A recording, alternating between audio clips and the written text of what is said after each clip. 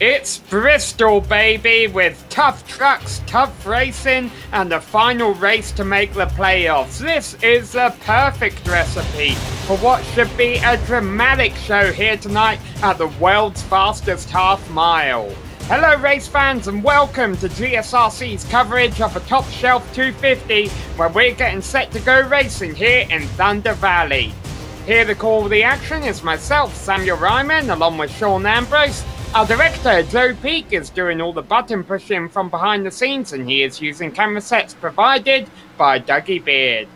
Sean, this is just the second race we have covered here for the SSCA Sim Speed Truck Series, and while our inaugural broadcast for these guys at Michigan was entertaining to cover, tonight's event at Bristol should be something else. Sam, there is nothing like the Coliseum when the lights come on and the energy rises. In the heart of East Tennessee, this is NASCAR's loudest track, Bristol Motor Speedway, the 4th largest sports venue in America and the 8th largest in the world. This 0.533 mile track has 30 degrees of banking and bad fast speed. This version of the layout sees drivers fight for the top groove, but folks, we're going to see some great side-by-side racing tonight. Remember, these laps are very short, and high speed means stuff happens in a hurry here. Let's quit talking and ride on board for another GSRC Lap Guide.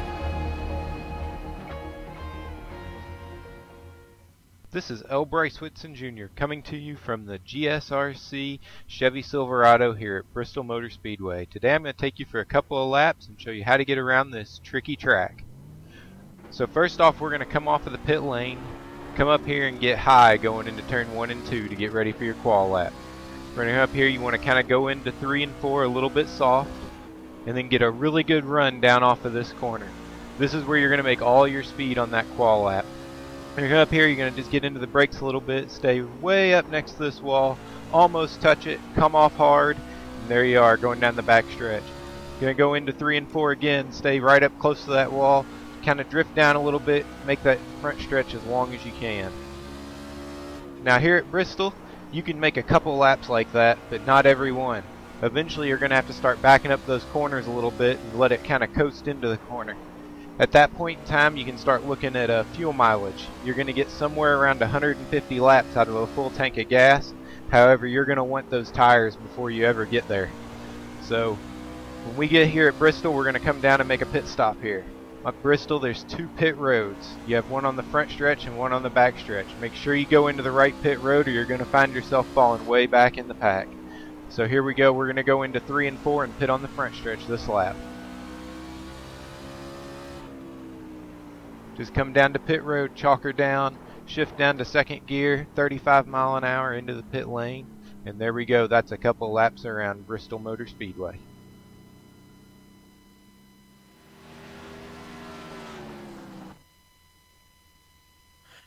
And that's what it takes to get around one of the fastest tracks, shortest tracks in NASCAR.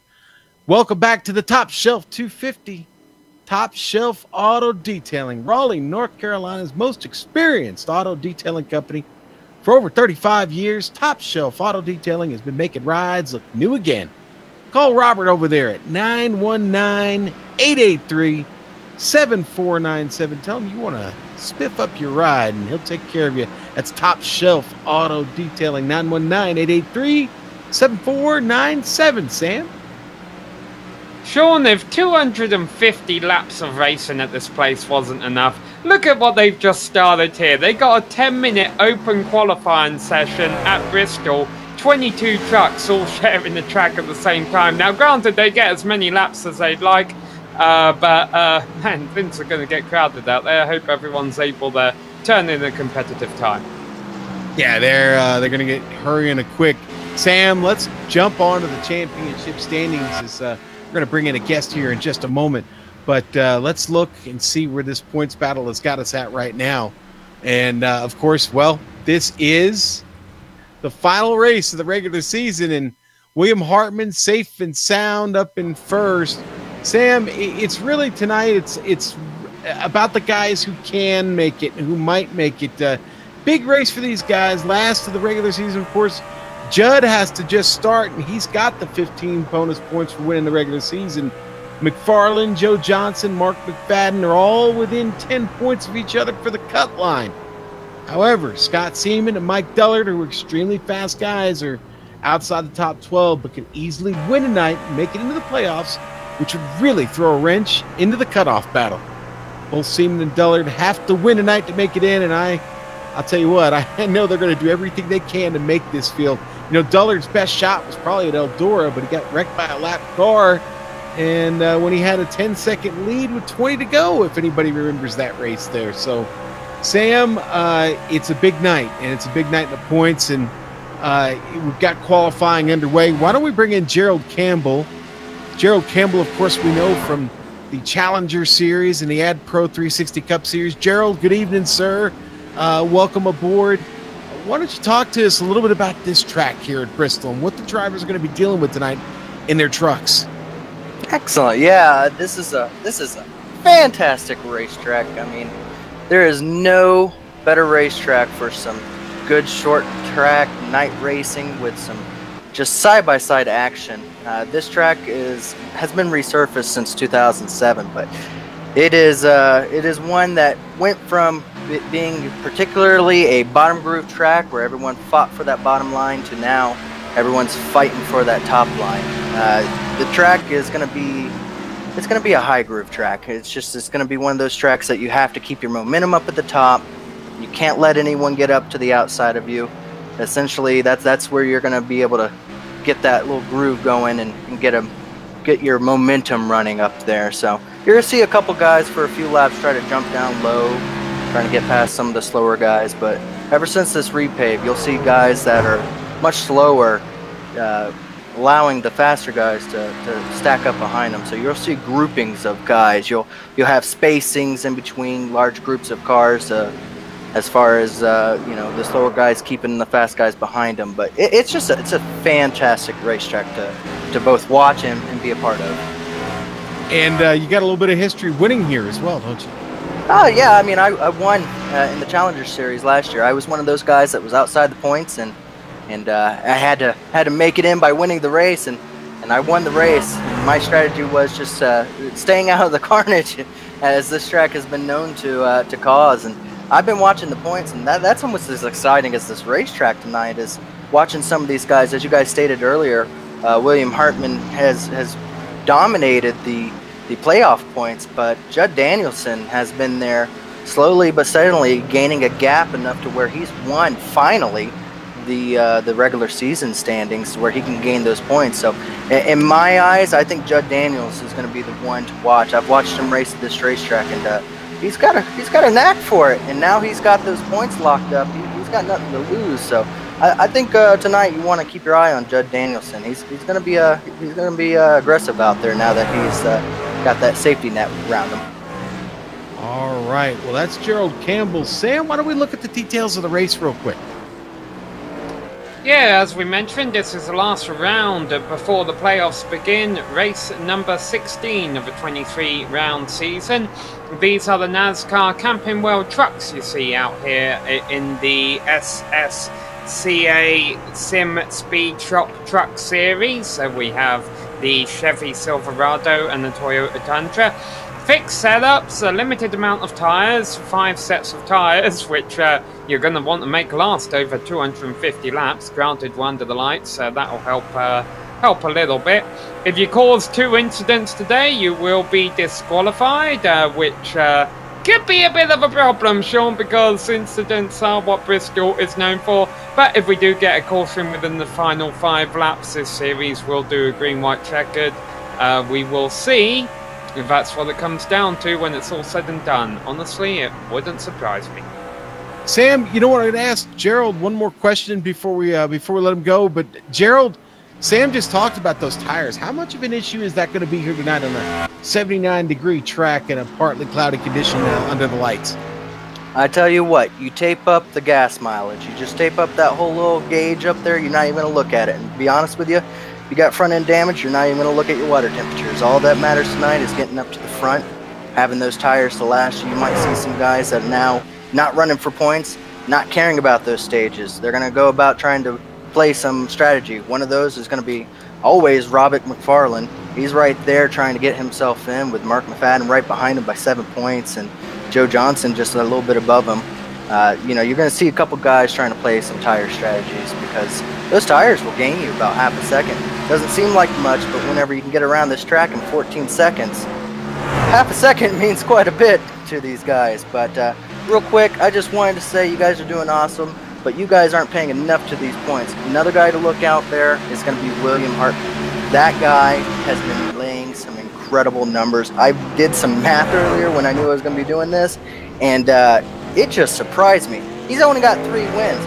But that's not the impressive part. This guy has led 30%, at least 30% of the laps led this whole season, and he hasn't even done all the races. Not only that, he's got 12 stage wins. 12 stage wins. That's almost half of the races. He's won almost every single stages for at least half of those. So William Hartman knows he's got nothing to lose, so he's going to go out and get all those stages. This is just going to be a heck of a race to watch. Well, hey, listen, Gerald, thanks again for coming in, and we will catch up with you soon. We'll see you on track tomorrow night. Yeah, well, it won't be Bristol. It'll be mid-Ohio, so completely different beast, but I'll be watching tonight, and I hope everyone doesn't get too far away from their seats, because this is going to be a heck of a show to watch. All right, buddy. Hey, Sam, that was Gerald Campbell. Great talking to him.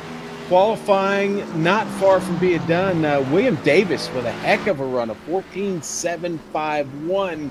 Separated by 0.02 of a second with Scott Seaman. Are you kidding me? 0.02? Yeah, well, Scott Seaman was holding down provisional pole for the longest time, and that's 2 big stories right there, because William Davis is one of our 4 drivers currently signed up for this race that is not competing for points, so he could always play a bit of a spoiler. He races for points in another SSCA division, so William Davis, Jeremy Crandall, Adam Eisenhower, and Kyle Snodgrass being those 4 drivers out there just trying to get the win today. Let's also give a shout out. These are drivers who are currently not locked in on points, who are going to be trying to get a win so that they can make it into the playoffs. And those are Mark McFadden, Russ Coe, Jason Eisenhower, Ralph Vorstay, Michael Dillard, and Scott Seaman. And as we mentioned, of course, there are 2 of the bigger names that being Michael Dillard and Scott Seaman. And I may have omitted David Gervais. He's also another driver who can only lock himself into the playoffs with a win. But Michael Dillard was fastest in practice. He's currently being shown 4th on the timing and scoring sheets. So as Gerald was mentioning, Dillard and Seaman, definitely 2 drivers we're going to want to keep our eyes on all night long. But it doesn't necessarily stand, Sean, that the drivers who are going to qualify well here are the ones that are going to be a threat later on. Who knows? Maybe even a driver let's look down the order right here as the checkered flag is being shown on qualifying, but they'll all have another lap. Maybe a driver such as David Gervais is qualifying back in 9th position. Who knows? Maybe he could end up being our surprise winner in 250 laps time. Sam, I think slow and steady is going to win this race, actually.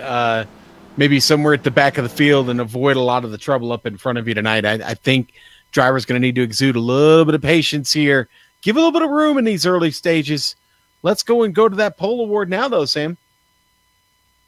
Yeah, let's go ahead and hand out our pole award, because the round 16 winner of the Sim Speed Shop pole award is William Davis. For every 2 poles, a driver earns $5, and the driver with the most poles at the end of the season earns $20, courtesy of simspeedshop.com, which is a great place to order custom button boxes, as well as to buy and sell used equipment. For more information, go to simspeedshop.com. Alright, the trucks are getting gridded up on the track. They have just 2 laps before we drop the green flag here, and they're going to go by quickly. So let's read off this grid, starting with William Davis and Scott Seaman, as you mentioned, Sean, separated by just 0.02 of a second on the front row. Jeff Martin and Michael Dullard will be starting right behind him, with Ray Richer rounding out the top 5 alongside William Hartman. Kevin Fetty will be back in 7th, and earning 15 points heading into the playoffs is Judd Danielson by starting this race back in 8th place. The aforementioned David Gervais is going to be lined up in 9th position. Alongside him is Mike Donahue. All right, Sam, here we go. I'll get the rest. Adam Eisenhower starting 11th on row 6. Jeremy Crandall going to be there on the outside. Daniel Jackson starts row 7. On his outside will be Ralph Vore starting 14th. 15th going to go to Steve Seegers tonight. And Joe Johnson's going to complete row 8 and 16th. Sean Callis will start 17th on the inside. Mark McFadden, 18th position for the qualifying effort of the number 48. Kyle Snodgrass is going to be there in 19th, and completing the 10th row will be Jason Eisenhower. Row 11, Robert McFarland, Russ Coe. Round out your 22 truck field is Sam. We get ready to cut them loose and really set the Coliseum on fire tonight. And very interesting there, Sean, that the 2 drivers sitting pretty much on either side of that bubble qualified so far back in the field. Mark McFadden qualified 18th. He comes into this race 13th in points. However, he was still able to out-qualify Robert McFarland, who sits in that bubble position, just 7 points ahead of McFadden coming in, but Robert McFarland could only qualify 21st. These drivers starting all the way back here could be in a spot of trouble if one of our drivers not locked in yet, who is racing for points, ends up taking home the W. The good news for those drivers even starting that far back, as we mentioned, 250 laps to go until the finish. 3 stages. This first stage is going to be 50 laps long, and it is about to get underway now as a Ford Mustang pace car leads them down the back straight. William Davis will start on the inside lane, which is not the desired lane at this configuration of Bristol. He's going to want to get a good start and jump up high ahead of Scott Seaman heading into the first corner. And is he going to be able to do that? Let's find out now. For those about to race, we salute you because we're racing here at Bristol, and Davis does exactly that. Pulls up high, makes sure Seaman doesn't get a run on him in turns 1 and 2.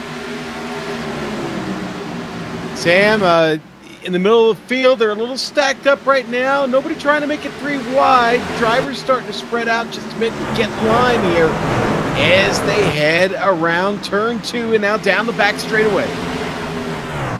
You cannot afford to get in a crash if you are racing to make a playoffs here, because there are no fast repairs, and as tough as they build these trucks, you can only build something so tough. When you hit a wall at 140 miles an hour, it ain't going to stay in one piece.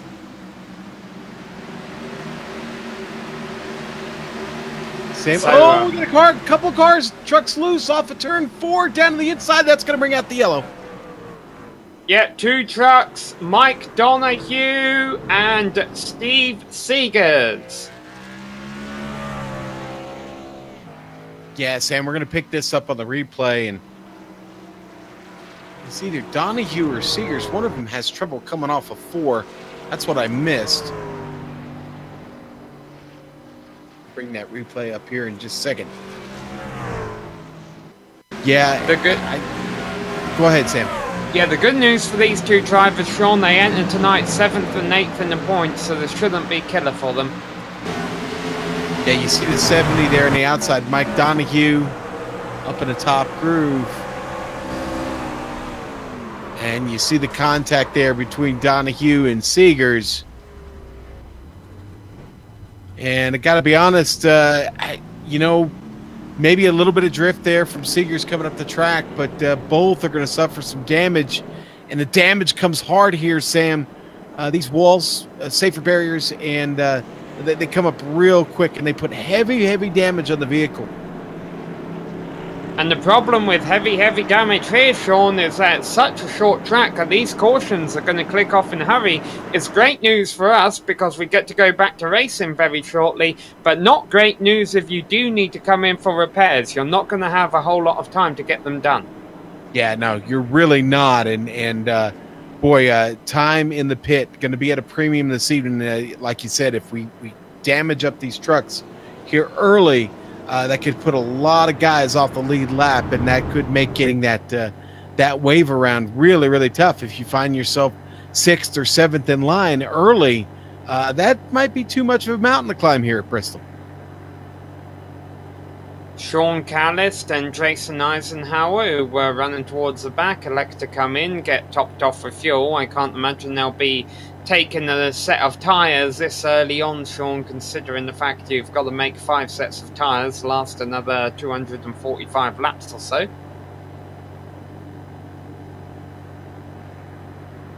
Pace car lights go off. And William Davis, now that it's a restart, gets to elect what side of the track he wants to start on. He's going to go high. Jeff Martin, who moved up into 2nd there in the early stages, will be forced to start down low. Well, Sam, it'll be just like the start of the race. They're going to get all stacked up here. Hopefully they'll start to spread out a little bit quickly, and then we can get back to a little bit longer green flag run this time, maybe. All 22 trucks still showing on the lead lap and in the race. William Davis leads them back to green on lap number 8. And once again, 2nd place, not really the place you want to be restarting. Jeff Martin was challenged there a little bit by William Hartman, who restarted 4th. Well, Hartman's not able to get 2nd, but he's trying to think about taking 3rd from Seaman. Oh boy, and we almost had a 3-wide situation off of turn 4 back in the field. But everybody survives. Joe Johnson on the move, already up 5 spots to 11th. Joe Johnson, and Hartman is tipped down the front straight, back up on the track in front of a couple more trucks. Smoking Michael Dullard hit him, and there go Michael Dullard's chances to make the playoffs. Boy, Sam, kind of the same thing that happened in that last caution. Car's going to drift up the track just a bit, and he's going to tip him. And look at that melee just behind him. All those trucks getting caught in that. Who is that down low that just barely avoided that? My, oh my. Well, there were several trucks, but bad news for Joe Johnson and a couple other trucks, Sean. When they were all getting checked up on the other side of the track after the caution flew, there was another minor incident. And that's what happened to Michael Dullard. That's going to put him out of contention for the win. Yeah, McFadden was the one that I had noticed that just missed that there at the very end. He squeezed himself in between the inside retaining wall and getting through there. But Sam, we're going to race on.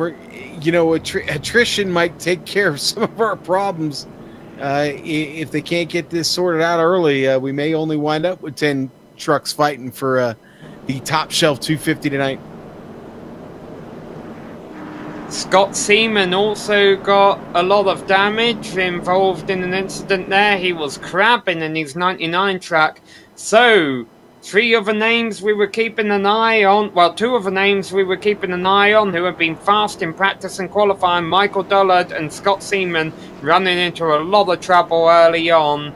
And that, as we mentioned, not going to help their chances of making the playoffs.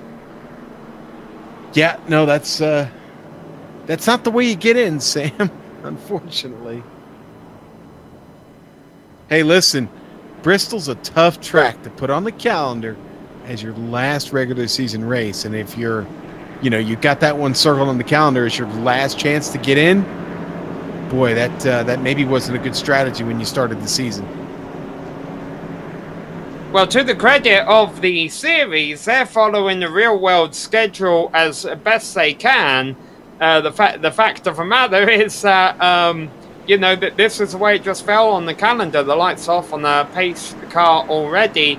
And that's why over in the Challenger Series as well, heading over into the start of their playoffs, they have 2 back-to-back road course races. As you mentioned, we're finishing up their regular season with Mid-Ohio tomorrow night here on the Global SimRacing Channel. Interesting that William Davis has elected to restart down low for this second restart. Not 22 trucks on the track anymore, Sean. Yeah, not anymore, unfortunately. But listen, it's all right. We get a fresh start here. Boy, they get stacked up really quick here on the restart. Oh, the accordion is out, Sam. Yeah, fortunately, they seem to recover nicely. We had a total of 7 trucks involved in the previous caution. Seaman, Hartman, Daniel, and there might be a couple more here. Jeff Martin spinning back up the circuit, hit hard by 2 trucks, Joe Johnson and Ralph Forstay. Boy, and there were a couple trucks there were just nowhere to go, Sam. That 15, I'm not sure exactly how that started with him there. Here's the replay. There's the 15 on the top side. That's Danielson on the inside, Sam.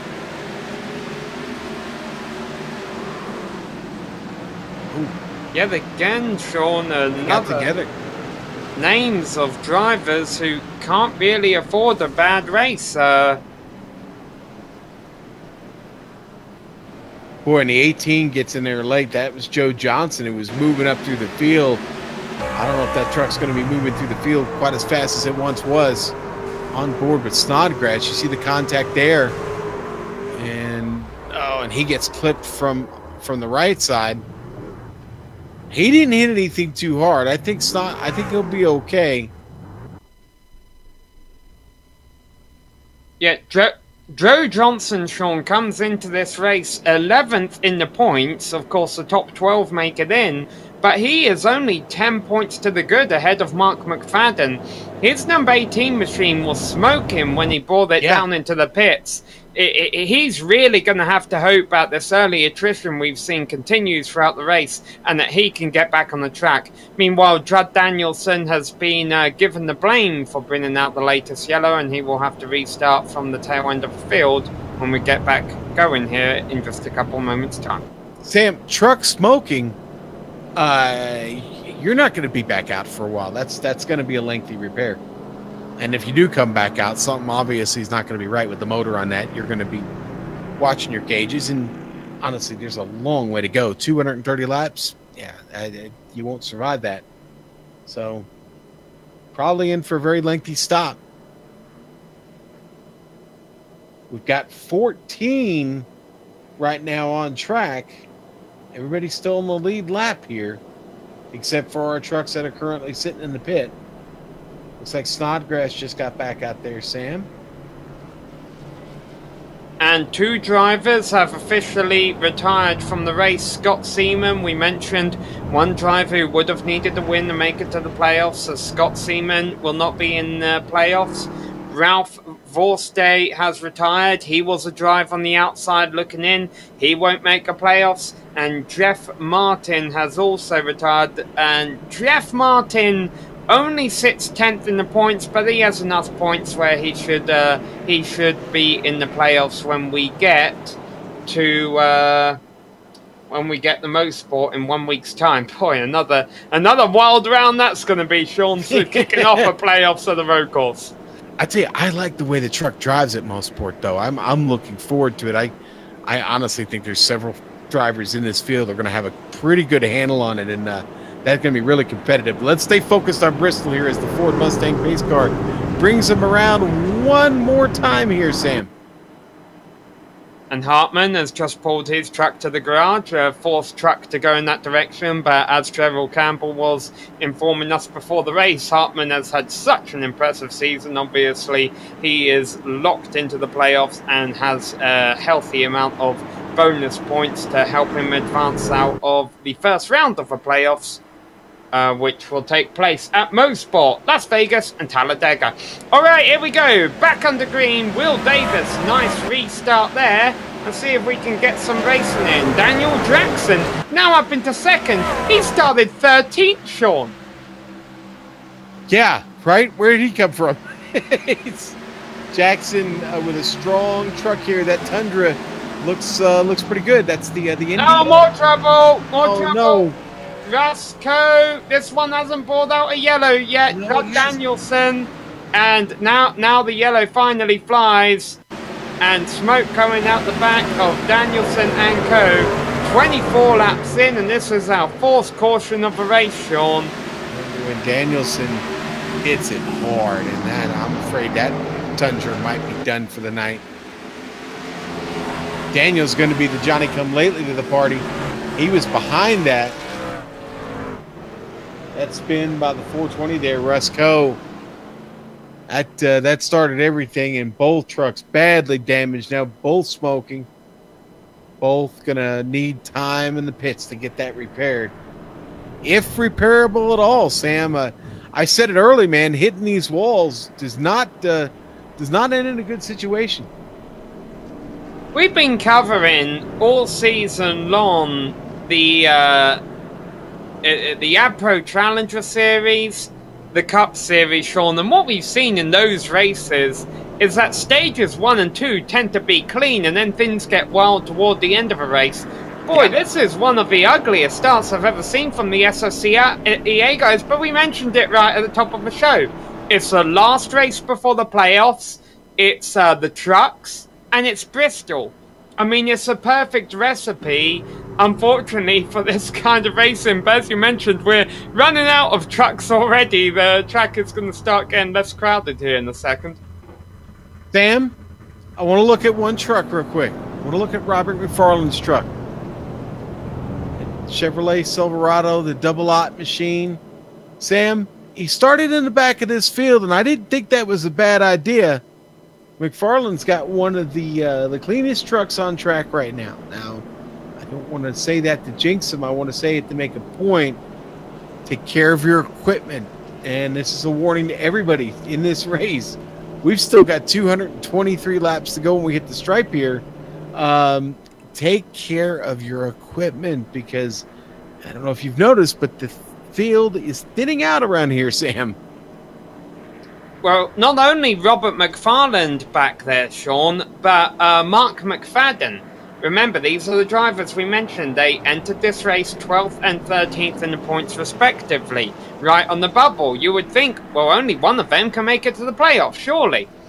Well, no, because right ahead of them was Joe Johnson. And Joe Johnson is already sitting in the pits with extensive damage on his 18 machine. If these two trucks can just stay out of trouble, they can both make it into the playoffs, and Johnson's the one who's going to be on the outside. Well, the restart going to be interesting because of the attrition we've seen here early. You begin to wonder, okay, when do they get serious? I think now seems like a good time, Sam. Call me crazy, but we're just past the halfway point of the first stage. I think it might be time to kind of race towards the end result of the stage, and that is trying to get yourself in the top 10. You don't have to come very far outside of the top 10 to get in the top 10, so everybody on track right now with a chance to get himself in a pretty good points-paying position here when we hit the end of the stage at 50. Coming around, they'll be restarting on lap number 29. 4 cautions so far. William Davis hasn't seen any of it. He's been leading from the start. Well, he started in pole position. Once again, nice restart by the number 11 machine. The battle will be for second, but a nice restart by Daniel Jackson too, so he'll have that to himself.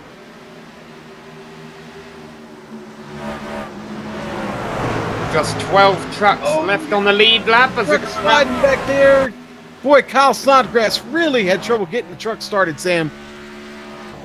And Kyle Snodgrass now finds himself in 12th as a result.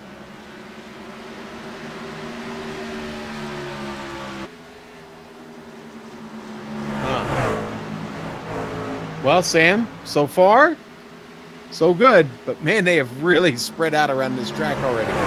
Wow. Yeah, top 2 really got a nice restart over the rest of the field. 3rd and 4th are Ray Richer and Jeremy Crandall. And then running on his own on 5th right now is David Gervais. And Jason Eisenhower, who started all the way back in 20th, now finds himself in 6th, but not for very long. Sean Callis making the move down the inside. Yeah, Callis going to try and take this away. Eisenhower going to keep fighting there on the top side. Callis again going to go back down to the bottom. Eisenhower just drifts way too far up out of it, and he's got to be careful now. Kevin Fetty right there at the back bumper of that truck. Fetty going to go down low, and he's also going to take a position. Oh, and him and Eisenhower almost make contact in their Chevys. West Virginia Silverado going to get that position away from Eisenhower. Eisenhower in 8th, but still up 12 spots from where he's starting. Now we're finally getting a few laps in, Sean. It's going to be interesting to see who has a fast truck and who doesn't. Will Davis got a nice jump over Daniel Jackson at the restart, but Jackson hasn't really let him get away. He's been turning very similar lap times to our race leader. Will Davis, tell you what, man, he is loving this clean air in front of him, but that's not going to last long, actually, because Kyle Snodgrass, because of the rough start he had, not that far in front of him. So here we go. Already our leader going to have to work through traffic. Yeah, and worth noting that right in front of Kyle Snodgrass, Steve Sagers has gotten his truck back on the track after being involved in an early incident, currently being shown 1 lap down. If he can just ride it out though for another 10 laps or so, he'll be able to get the lucky dog, get back on the lead lap. Yeah, well, you know, he's first in line right now, so hopefully he can ride it out till we get the caution here at the end of the stage. And there's the 43 trying to make the move there, Sam. Callis trying to get another one here from Gervais. Well, Sean Callis was one of our drivers in the pits under the first yellow of the day. I'm assuming just to top off fuel. There was no reason to take tyres after only 4 laps, and that's a lap truck you saw on the apron there. Yeah, Russ. But Callis has done a nice job at working his way back through the field, and as you mentioned, looking for a top 5 finish to end stage number 1. Callis really pressing the issue in his Toyota up there. You can see it as he ride on board with Kevin Fetty. Kyle Snodgrass, meanwhile, just went a lap down, and Steve Sagers went 2 laps down, so not good news for Sagers. He's no longer in the lucky dog position. Snodgrass is in that for now, but maybe not for much longer. Looks like Mike Donoghue, riding in 11th place, will go a lap down as well. Yeah, well, that's what you get for having a fast truck, William Davis. You got to fight the traffic quickly. Well, William Davis will take it, Sean. Not competing for points in this series. He's just here for that W. Just here for the W. I love it. All I do is win, baby.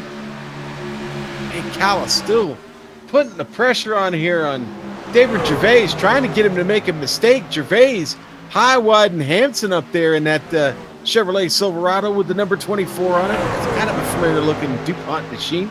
Being chased by the old number 43 there, Sean Callis. So a couple of throwback schemes out there. Just 2 laps left to go to the end of the stage now. William Davis just put Jason Eisenhower a lap down. Boys, so even in our first stage, we're going to be awarding stage points to someone not on the lead lap.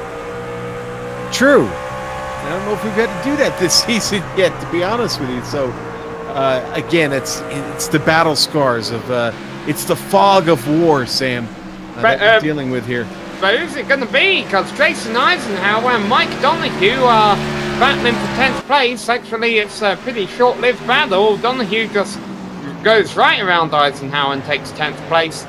But at the front of the field, he's led all of the first 50 laps. William Davis wins stage 1 ahead of Daniel Jackson, Ray Richard, Jeremy Crandall, David Gervais, Sean Callis, Kevin Fetty, Mark McFadden, Robert McFarland, and Mike Donoghue.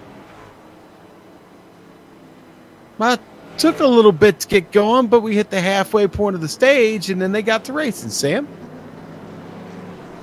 Yeah, well, I'm wondering, Sean, as pit road already open, if it's not The other, if it's not the wrecks that the drivers have to worry about anymore, it's just number 11. William Davis really has this place figured out, at least in the early stages. He certainly does. He's bringing her down pit lane now. The Dirty Air Studios Toyota gets into his box. I expect to see all 4 tires and a full tank of fuel to get started here for stage 2. Another 50 laps. Won't be quite 50. We'll start with about 47 or 46. But William Davis hits it clean. He is already off the pit lane. So 4 early cautions to open the race here at Bristol Motor Speedway. You are watching the Top Shelf 250 here on the Global SimRacing Channel. And William Davis led them into the pits, led them out of a pit. Still some lap trucks coming in for their pit stops and some trucks for damage, which pretty much sure means we have over half the field in pit road right now. Yeah. Listen, we've brought it up time and time again. I mean, it's not generally what we see from this group of drivers. It's okay. It's Bristol, all right? So you treat Bristol differently, uniquely. It's unlike any other track on the circuit. It's the fastest possible bull ring you can imagine. What was the old saying? Imagine putting some jet fighters in a gymnasium and letting them go free. That's what this is here. And, well, with that comes attrition most of the time. So when you get a great race at Bristol, when it doesn't have very many cautions, you're seeing a real treasure. Tonight, maybe a little bit less than a treasure, but listen, we got enough guys here left to compete, get through stage 2, and get us into stage 3. We're going to have a real battle on our hands here. There's some guys here with a unique opportunity to win a race tonight, Sam, and you know what? That's not bad every now and again. Also, unique opportunity to make the playoffs, but if they're going to do that, they need to find a way. By that number 11 Toyota Tundra, who will lead the field back to green in just a couple moments' time, because I believe the pace car light should be going off this time by. A new driver now being shown in second position, Ray Richer in the 44. Yeah, Ray Richer, a driver we haven't really talked about much this evening, but Ray now going to get a chance here to start up front, show us what he's got there in that number 44 Chevrolet. That was Robert McFarland you saw just getting a wave around the pace car. He will gladly take that, considering he's one of those battling for those bubble positions. Alright, here we go, back racing again. William Davis has been getting good restarts all day long. Can he do it again? Yes, he can. What about Richer? This is the first time we've seen him up here. He's side by side for second, heading into the first corner. Richer struggling down on the bottom side. Kevin Fetty moves up to second place. Daniel Jackson, after what appears to be a bad pit stop, well, he's capitalising on it now. He says, man, my pit crew can't do their job. I'm already back up here in second. Man, taking no prisoners. The Carolina driver in his Toyota is marching on, dropping dropping Kevin Fetty already half a second and climbing. So after all that, 9 trucks still being shown on the lead lap. We have 3 trucks 1 lap down. Jason Eisenhower, Carl Snodgrass and Sean Callis. Steve Sager's been shown 2 laps down, and then after that, you pretty much have to go the pit road.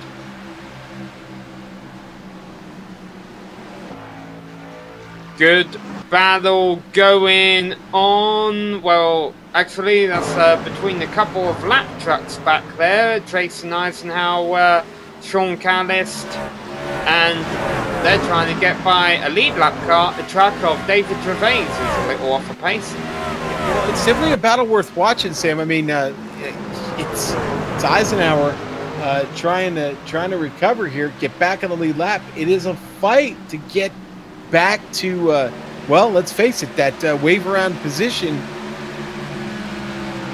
Callis going to get the better of it right now. He finally gets by. The problem is though, Sean, I mean, look at the amount of trucks William Davis put a lap down in just a 20-lap run in stage number 1. What's he going to be able to do in this stage now that he has 40 laps to pull it off, and a bunch of the trucks out there on the lead lap have battle scars on them already? Sam, it's not impossible to think that him and Daniel Jackson could lap this entire field and maybe even do it a couple times. It's going to be only the strong survive this evening. Don't forget about McFarland back there, still plugging along in 8th. I don't think he's pushing at all, not yet. I think Robert McFarland, it doesn't matter how many laps he is down, if he comes out... Oh, caution on Speedway! And it's Vegas and Jason Eisenhower.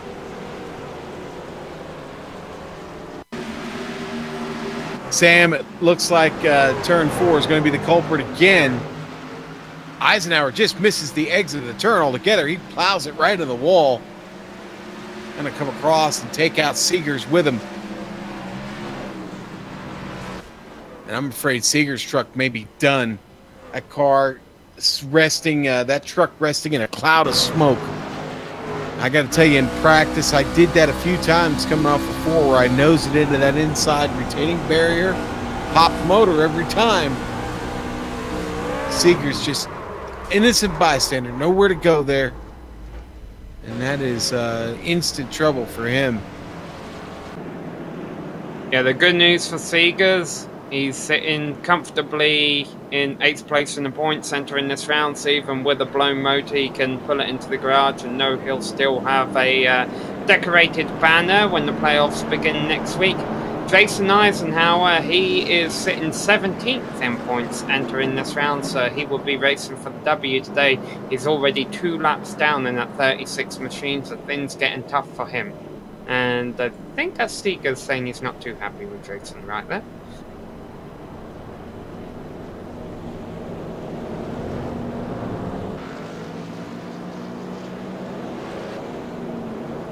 Well, so, Sam, go ahead. You're all right. Go ahead.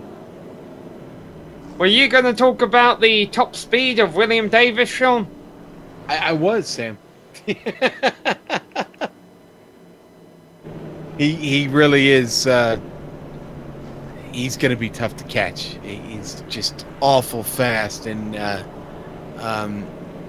he's getting back to the throttle before anyone out here on the track. And we got some people out there watching. They're giving us some information, but his top speed is about 1/8 of a 10th mile an hour quicker than Richer, and several miles an hour quicker than anyone else still running. So hashtag random facts, hashtag Galvin random facts. I think it's a random Galvin fact says. Oh, maybe it is. Maybe it is. Okay, yeah. But that's tough. That's a tough situation to overcome, Sam. As long as he keeps the truck clean, he can only get faster as the night goes on. Well, as we mentioned, the second stage is just another 50 laps long. Then things will get interesting in stage number 3, if this hasn't been interesting enough already, because the final stage of the race will be 150 laps, and they can't make it on fuel. Now, granted, Sean, the way this race has been going, I can't imagine our last stage is going to go caution-free, but if it did, these drivers would have to think about green flag pit stops. Yes, they would, and because we know that the fuel window is somewhere about 125 to 135 laps, Sam. I know that's kind of a wide window, but that's what we're looking at on board with these trucks tonight. A full tank gets you about 125 to 135. Alright, pace car is off once again, wrapping up our 6th caution of the day here on lap number 71, closing in on the halfway point at Bristol. Once again, nice restart by Davis, good restart by Traxon, the driver who certainly has shown the most amount of promise so far of maybe being able to beat Davis. But yet, even though he can run competitive lap times... Yeah, already, Sam. A couple laps in, and he's starting to slowly creep away.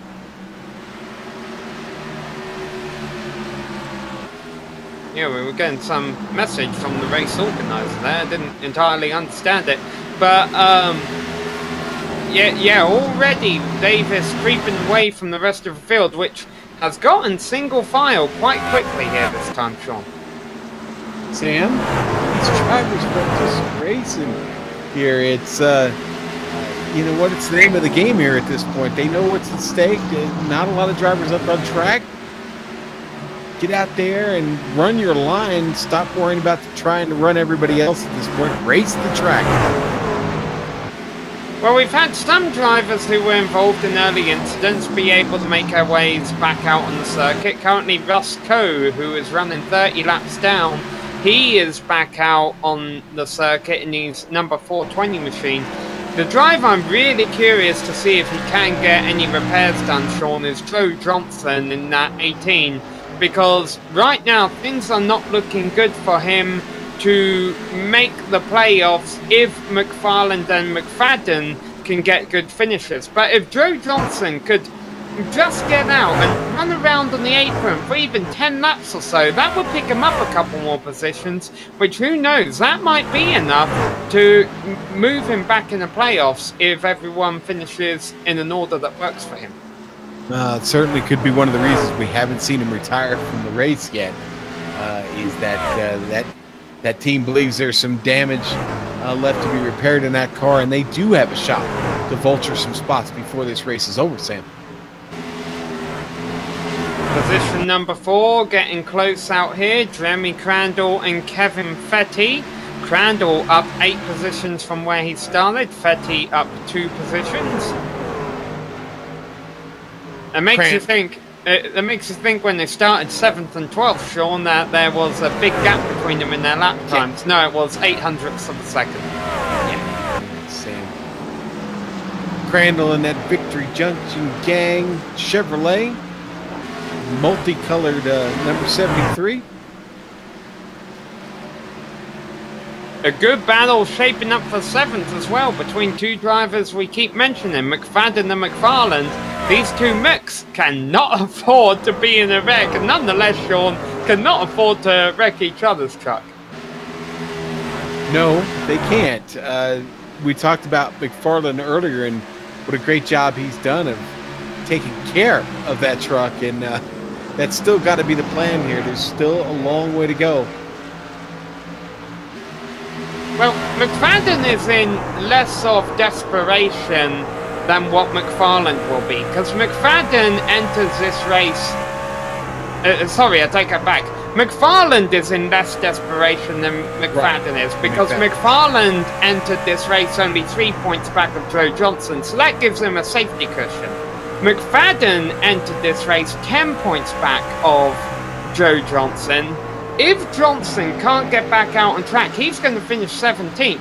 That still means that McFadden needs to get a 7th place finish or higher. Right now he's doing a decent because he's running 7th. And another thing that's going to help him out here, Sean, is in 13 laps if he stays there, he'll get some stage points. Yeah, and these 2, of course, in a battle with Gervais right there.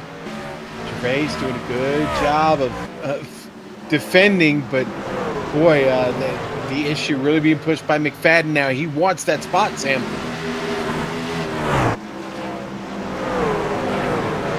Yeah, so watching the battle for 7th back there, that's not a battle for position David Gervais is in. That's Carl Snodgrass, a lap truck, trying to get around him. Gervais having none of it. He doesn't want to let a lap truck by him and then be battling to hang on to 6th position. And here's a battle for 4th.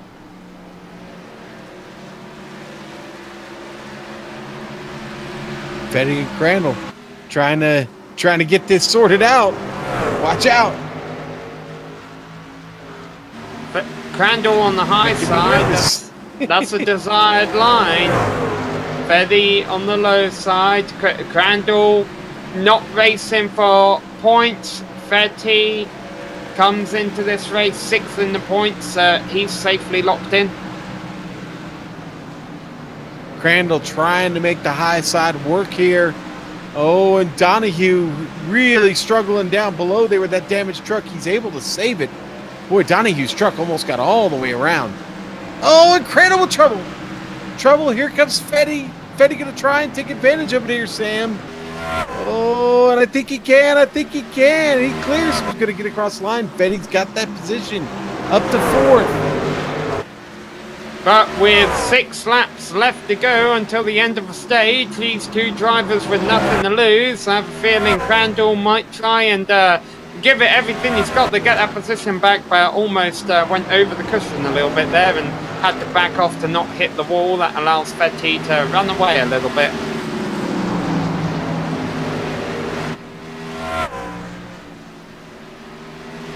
Wow, and just like that, we're going to wrap up another stage, Sam. That did not take long at all this time. I think we had 4 less cautions, right? Yeah, but these 4.5 laps cannot go by quickly enough for Robert McFarland. He would love to stay ahead of our race leader, William Davis, here, but I don't think it's going to happen. So McFarland goes a lap down. What about McFadden?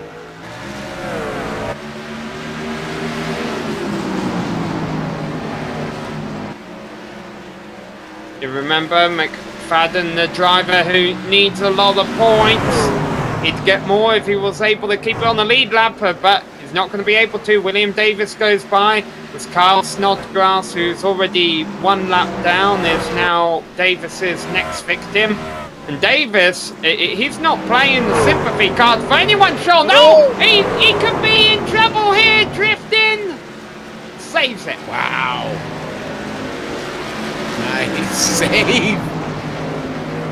And winning the stage in style, William Davis across the line, wins stage number 2. He's led everything, Sean, but he was almost in last place right there. Man.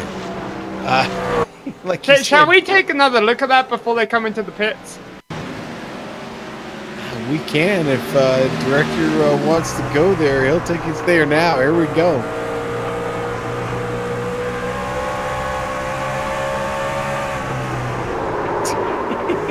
Great message on the bumper of the truck in front. That's that 30 degrees of banking did help Davis a little bit there, Sean, but it was still great driving. Yeah, it really was. And Will Davis avoids a close one Davis there. staying out. Yes, everyone else into the pit. Uh-huh. Why? I mean, unless he's thinking that if he came in, everyone else would have stayed out. Sam, Will Davis is got pace like anybody else, unlike anybody else in the field. This might be a tactical move here to stay out, start the 3rd and final stage. Now he's coming down. All right, so not sure what the play is there. Unless he just wasn't ready to come down, Sam. I'm not sure. You wonder if he was watching GSRC on his phone and he's like, I want to watch a replay of my save bet. Oh, darn, I missed pit entry. I bet you that's what happened, Sean. Yeah, I'm not sure. It's kind of strange. He's going to hand over the lead. Not restart this race the leader. Going to be kind of strange. Going to give a couple other fellows a chance to get us started here when we restart for the next 150. Well, it won't be quite 150 laps. We'll be just shy of it. That's how these stages work. Got to count in the caution laps. Davis back out on track finally. He's going to fall in behind Daniel Jackson, Jeremy Crandall, Kevin Fetty, and Ray Richer.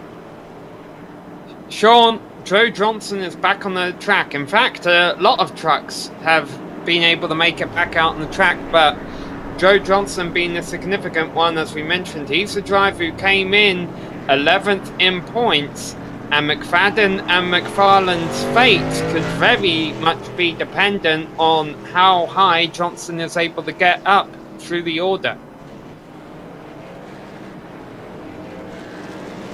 Well, we'll see how that's going to work out for Johnson. Now, he's got Judd Danielson in front of him, whose truck still sits in the pits, been in there for just under 30 minutes now.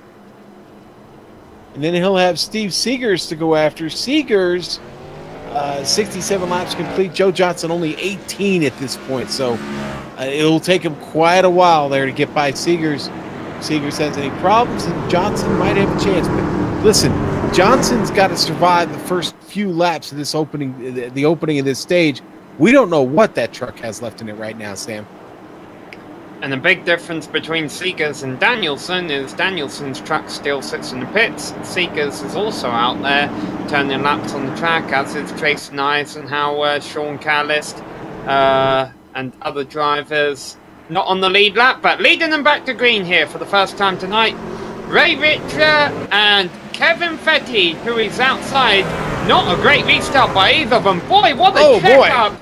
That's Will Davis already going through all of them. And from the outside, see 84 coming through Daniel Jackson. They throw the caution flag, Sam. Yeah. Something wasn't right there on the restart. That was a really bizarre restart. Okay, so here's what happened. Race Control was going to throw the caution, Sam, before they got restarted. He threw the caution, but unfortunately it didn't register, and he had to throw it again. So, total mix-up. I think it was because the 24 were sitting on the bottom of the track there, like you had mentioned.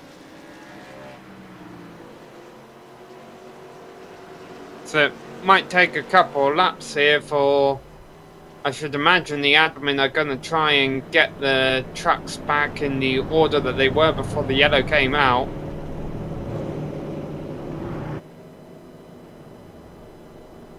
Well, we'll take a quick break here on the GSRC. We'll be back for the restart.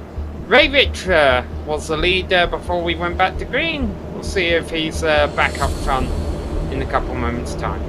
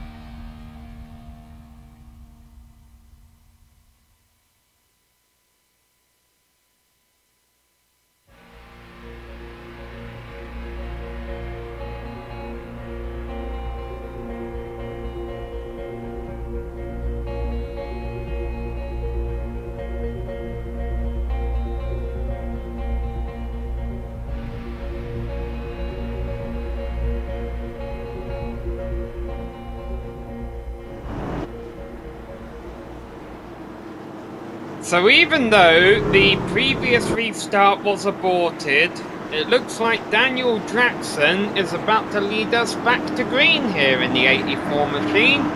William Davis will be starting right behind him in the 11. Actually, I take that back. He'll be downstairs. William Davis will.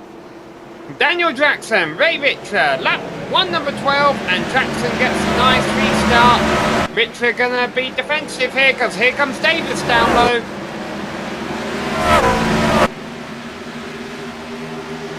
Already, Sean, we're seeing the two big names of the night as Fetty trying to make his way through as well. We see the two biggest names of the night back up front, but this time around it's Jackson ahead of Davis. Yes, it is. I don't know how long that's going to last. I had mentioned Fetty. He struggled there a bit on the start. Crandall was able to get around pretty easy. Fetty almost got her into the wall.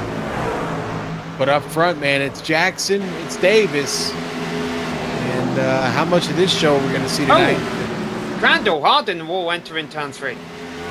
Yeah, that's not good. Truck's not going to turn too well. You do that too many times. No incident limit, by the way. These trucks can get in the wall, get into each other as much as they want, as long as you don't cause 2 crashes, and then you get parked for the night. And into the wall further back was Kyle Snodgrass.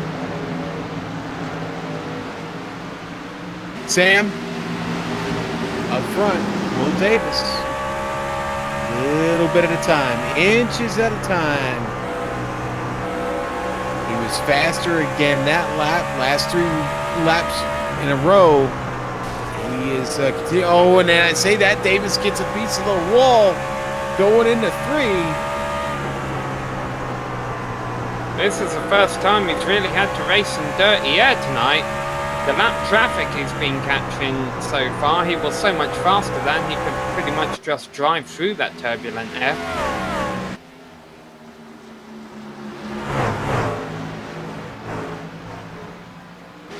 But he's still able to eat into that gap of Daniel Jackson.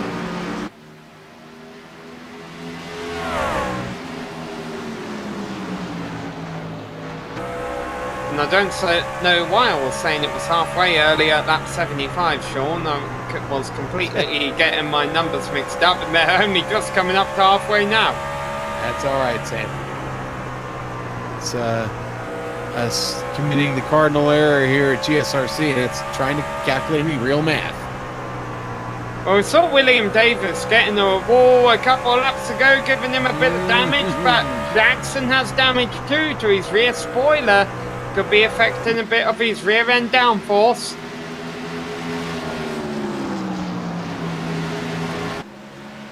Davis has still got the faster truck, though. I mean, I'm seeing it in my timing and scoring. But, you know, Davis got a little bit of damage on the rear end of his truck, too. It is there. It's not real bad, but boy, he's all over the bumper now. Right up under the bow tie in the center of that bumper. As Mike Donoghue, he had been running on the lead lap. He goes back a lap down there, 9th position, as the top 2 work their way by him. And as they start the second half of a race, William Davis looking for the lead and will take it. Or maybe not. Maybe not, Sam. Oh, Jackson gets the wall coming off of 4. He hangs onto it. How did he do that? And I said Davis was right up under that bow tie in the middle of the bumper. That doesn't have a bow tie on it. That's a, what's the Toyota look like? A Beetle? The Toyota logo? Yeah, you see the 420 down below. Rusco getting out of the way. Man, Jackson all the way up on the wall that time. Might have gotten a little bit of paint. Davis back there pushing so hard. That truck really loose right now.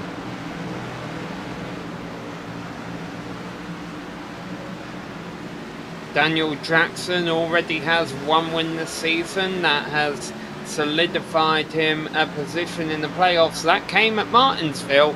He knows how to get around these short tracks.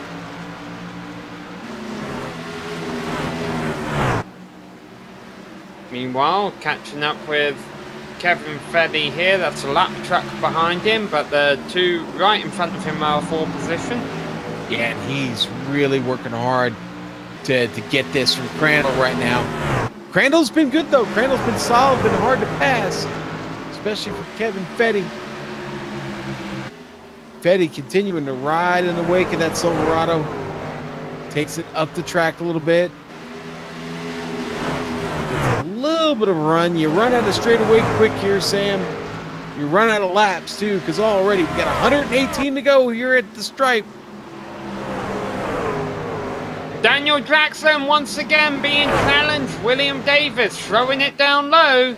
And into the wall goes Jackson. That was a bit harder than what it's been before, Sean. And Davis going to try and capitalize on it. Jackson in the wall again. He's in it again. Yeah, he's really trying too hard. But he knows he can't afford to let Davis go out in front. Because if Davis gets out in front, he's just been running away tonight.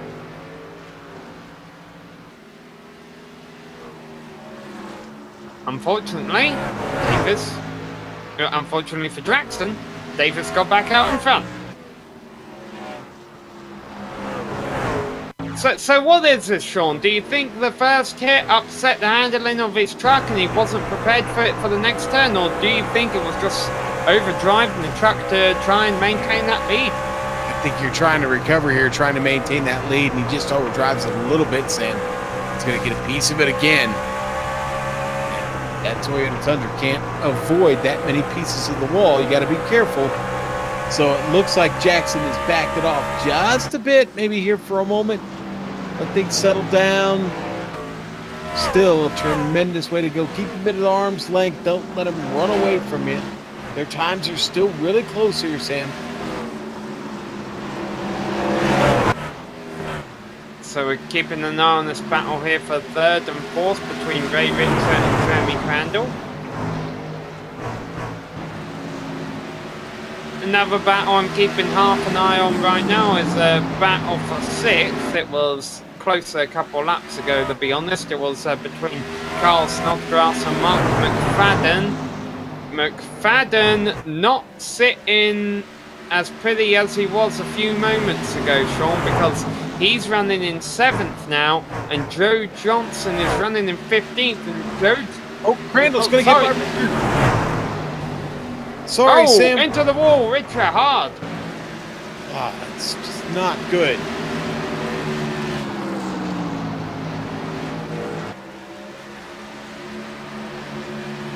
Yeah, Richard really working with some serious damage on the 44. He's doing all he can to keep Snodgrass and McFadden out of his mirror. There's Eisenhower down on the bottom. McFadden sliding. Saves it on the apron. That's going to cost him a lap, though. McFadden, this is very similar to what we saw happen to William Davis early on. Remember, McFadden needs to finish essentially 10 points ahead of Joe Johnson, although granted he's been getting stage points as the race has gone on. Wow. A really good save there, Sam.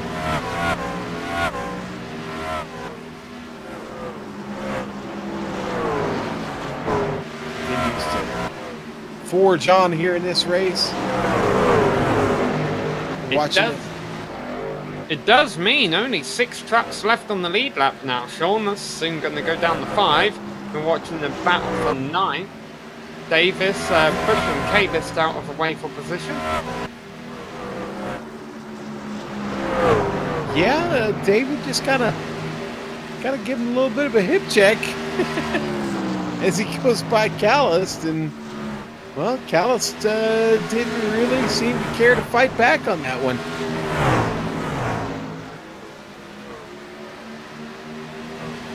Kyle Snodgrass just went a lap down. 5 trucks left on the lead lap with 100 laps left to go. His battle for third place is intense right now. It belongs to anybody. Fetty, Richard, they're all there. And this is the lap truck of Joe Johnson getting mixed up in all of this. Boy. Man, Joe Johnson just needs to complete 8 more laps to get a position. He can't afford to wreck in the next 8 laps for sure. Yeah, it sure makes it hard for the leaders, though, to race around, and that truck it's damaged, it's on the edge. probably not handling right. I don't fault Joe for staying out, but boy, again, it creates a tough condition for his competitors, the guys that are leading this race. There goes Fetty to the bottom. He's going to try and complete the pass on Joe Johnson. Johnson's still fighting for the spot, Sam, and not even in the battle here. They almost went 3 wide there coming out on the turn. And Richer is going to move up to 4th and get side by side here with Fetty.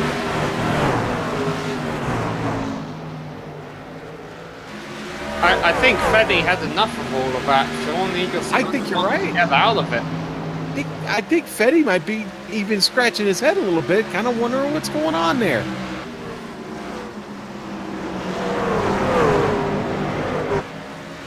I mean, I understand Johnson's need to, to stay in the race and pick up the points, but should he be racing these guys right now? I don't know about that. Well, he just cleared them all, so maybe he's got slightly newer tires than them. He'll be able to pull away from that pack and shouldn't interfere with them anymore. But what it does mean is that this 3-way battle for 3rd place may end up going a lap pouncing. Yeah, it might. It might. I talked about it earlier. That's what you get for having a fast truck. William Davis is continuing to pick him up and knock him down. And it's not going to be long at all, Sam. He is already out of 4 across the stripe. And let's not forget, Sean, he's doing... They all have a fixed setup. He's racing the same setup in his truck as everyone else on the track. And he even has damage to that machine. We've seen him put it in the wall tonight. A little bit. Just a little bit. A bit of a nick on the right front fender and a little bit of a nick on the rear wing, and the caution's out. Oh, and it's Robert McFarland. And McFarland. Oh, it's McFarland getting tipped by Joe Johnson. So the guy in 12th in the points getting tipped by the guy in 11th in the points. And Kevin Fetty is smoking because of it. Poor Joe, I think he was really just minding his own business here. Maybe the truck got a little... I don't know, Sam. That was close. Watch it here on the replay. Does Joe Johnson's truck right turn a little bit? Maybe. I don't know, but... Man, that's... Or I meant Robert McFarland's truck right turn there a little bit up the track, but... that's really tough. Robert had done such a good job taking care of that truck all day, and now it's brakes pretty good. On board with Ray Richards, Sam. Yeah, Richard did well to get through it. Eddie wasn't so lucky. Meanwhile, the 4 or 5 trucks left on the lead lap are into the pits, getting their repairs. Well, Fetty's junk now. I mean, Fetty's driving around, leaving a huge trail of smoke. That Chevy's in bad shape. I think he's just trying to run it out to the end of the caution and bring it into the pits for good. Get his sponsors some airtime there.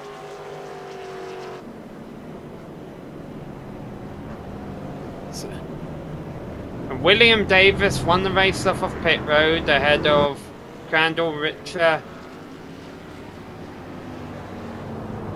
Jackson. Some think that maybe if Fetty had chosen a better team to put on that truck, he might have a little bit more success. But I'm just saying that might be up for debate. Kevin in there getting that truck, trying to get it repaired now, but it's a heap of smoke on the pit lane right now. So what does Robert McFarland and Joe Johnson mean with regards to the championship picture? Well, it means it's good news for Mark McFadden, because he's a driver sitting in 13th in points. Now, McFadden might not be able to score enough points tonight to jump Joe Johnson in the points, but he might be able to score enough points now to jump Robert McFarland.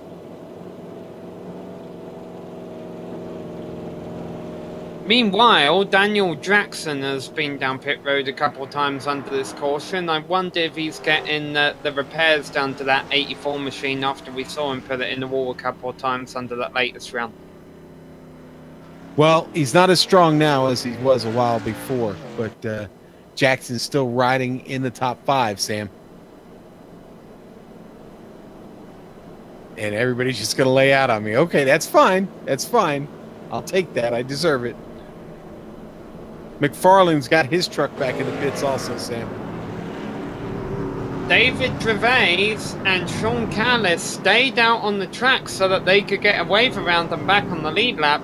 Problem is, Sean, they're going to want to hope for a very quick caution because I think I have a feeling now leaders who just came into the pits put some tyres on their trucks and will run them down in a hurry.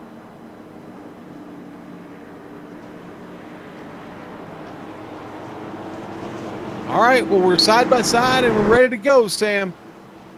As they pass by the last great Coliseum, the Ford Mustang pace car going to make its way in left, and here we go. Let it rip.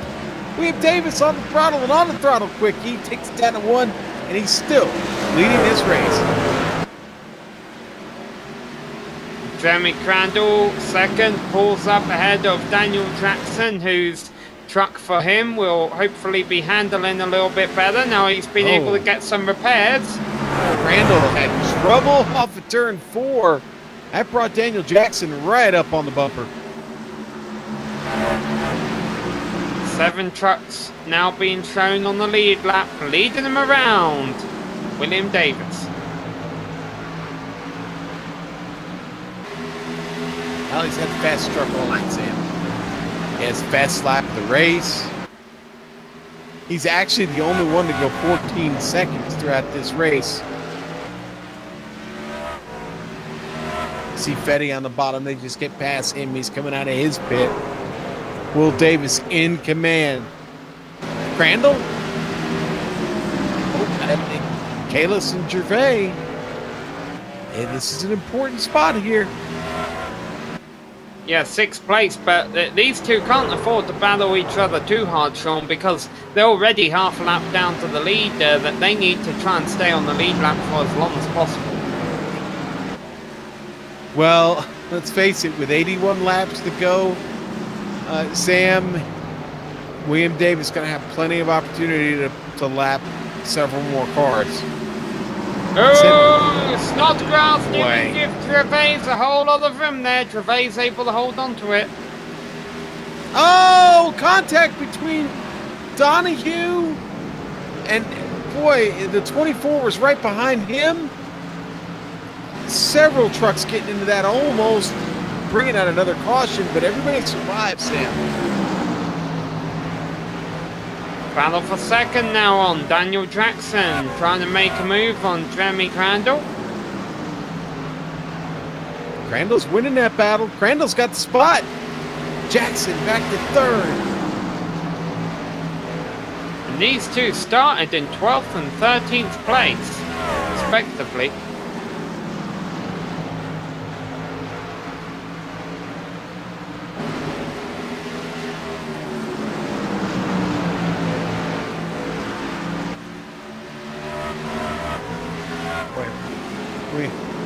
William Davis having to come through traffic right now, not easy.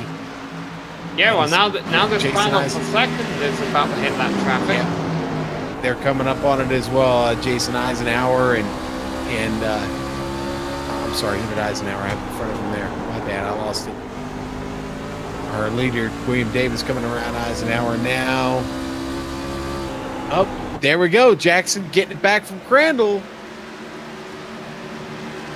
Yes, they work their way through the lap traffic. I have a feeling Robert McFarland wasn't in the best position for Crandall, and Daniel Jackson took advantage of that. The problem with Jackson, he's 1 second behind Davis.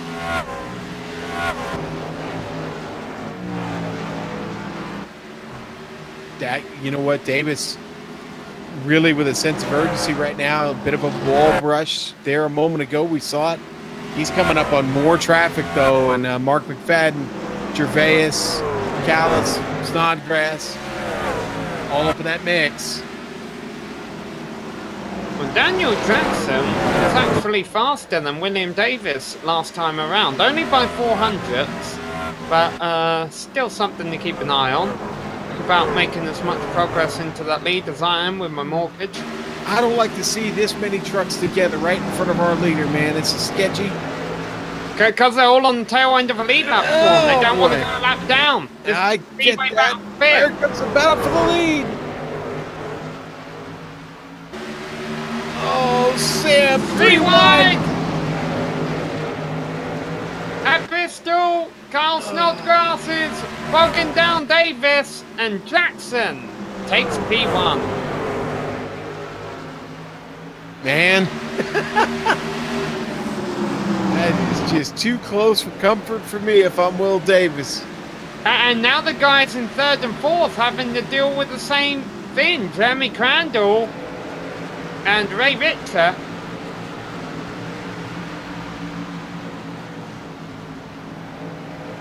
A little bit of contact even, Sam.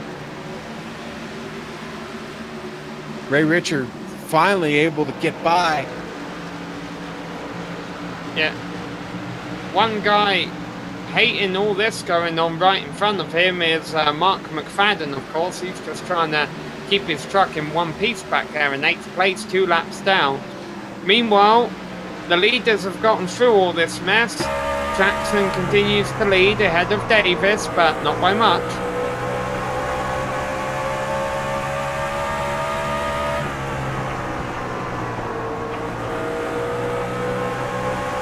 Well, they've got some clean track in front of them to work with here now. Davis is going to keep pressing here.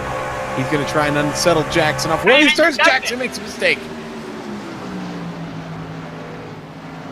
Oh, wow, can't complete the slide move, the slide job. Look at Jackson get back to the throttle and recover from that. Go back up and take it back away from Davis. Yeah, if the only way to pass is the high side, then if you're in the wall, they can't pass you high then. That's true, Sam. The high line definitely has been the spot to make it happen today. I wonder when iRacing comes out with its new damage model, how hard you have to run these trucks in the wall to lose a wheel. These two are trying to find out.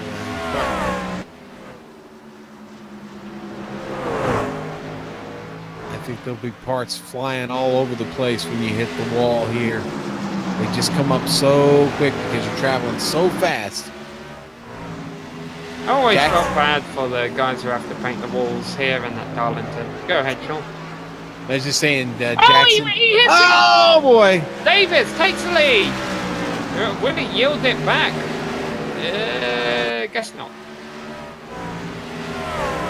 Bit of contact there, Sam. You'll see it on the replay. Definitely fighting for position. Davis maybe a little bit overzealous there off the exit. And that's going to smack up Jackson's truck pretty bad. I don't know if that damage is going to allow him to fight here. He's still keeping it close. They're going to get by Robert McFarland right on track. They're past him. Davis still holding serve here, about 7/10. To his credit, I wouldn't completely blame that on Davis. Obviously, Jackson made a mistake in front of him, and even if it was Davis's fault, he has absolutely no reason to let Jackson by. I just have a feeling I've been watching too many of the Classic Team Championship Lotus 79 races recently. Yeah, let's look at Kalis real quick. I was keeping an eye on him a little bit ago. Still here in 7th, still one of our big movers in the field. He has got this battle going on with Kyle Snodgrass. Snodgrass with a damaged Silverado's got this Toyota behind him charging, trying to pull off a pass, and it hasn't happened yet. Callis trying to get into the 6th hole here. Oh, and he's going to make contact. Yikes. Snodgrass doing a really good job of holding on to the truck.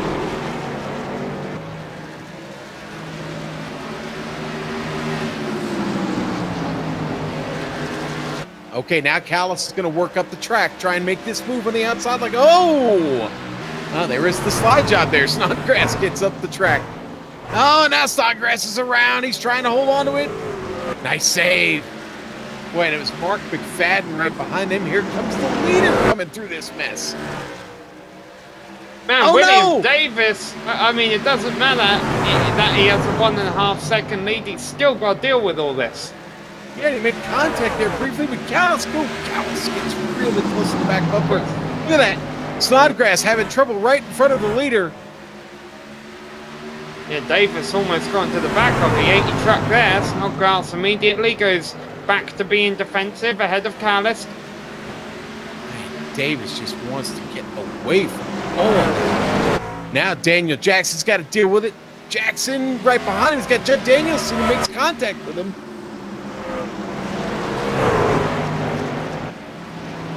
And Snodgrass really slows through the corner. They're all going to free train him. That's Judd Danielson, you see, going back by on the high side. He's just gotten back out on track, 170 laps down. Meanwhile, Mike Donoghue fans will be interested to know that he just retired, as will Joe Johnson fans, because I think there is enough time for Joe Johnson to get by Mike Donoghue still.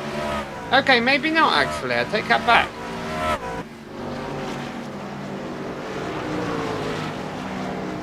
Well, Will Davis back to feeling comfortable again here, saying all the way back up front. Now open it up to a 1.7 second lead over Daniel Jackson. Jackson's still got some traffic to get through back there. Judd Danielson will have to clear. But Davis continuing this race, which has just been a Herculean effort by the team. Davis got to avoid that mistake he made at the end of the stage earlier. Keep the focus here over these last 44 laps. Jackson's truck's still strong back there if he can catch up to him, Sam. Yeah, and Jackson's doing a good job of not letting Davis get too far away. Sure, he's 2 seconds back, but eventually Davis is going to hit lap traffic again. There's just not enough space around here and too many trucks still out there for that not to be a factor in the next 43 laps. And when it happens, Jackson's got to take advantage. And you know, something that's becoming apparent here, the field's going to have to deal with Judd Danielson right now. He's got a truck that's been repaired. It's got fresh tires. And he is kind of barnstorming his way through the field right now. He's right behind our leader. And at the moment, he might even be just a little bit faster than the leader. Davis just clipped a little bit of the wall. In fact, Danielson backed out of it a little bit. Probably did. In the corner and off the turn, he sure did. Davis been in the wall a couple of times, and it cost him a few tenths of a second to Daniel Jackson. And as you mentioned, Davis is about to lose more as he hits the wall again. Davis is going to lose a lot of time when Judd Danielson catches up with him. Jackson's coming into the pits. They got enough fuel to get to the end, Sean. The last caution lap once. Yeah, I'm not getting that for Jackson unless he sees the fact that Davis is up there struggling and thinks, you know what, tires might help me here. No guarantee Davis is going to be able to hang on to this. He keeps wrapping the wall.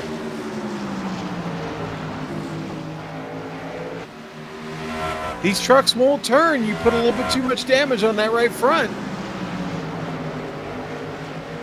Yeah. I mean, I don't know what that was. Well, Carl Snodgrass is in now. Maybe our fuel numbers are off.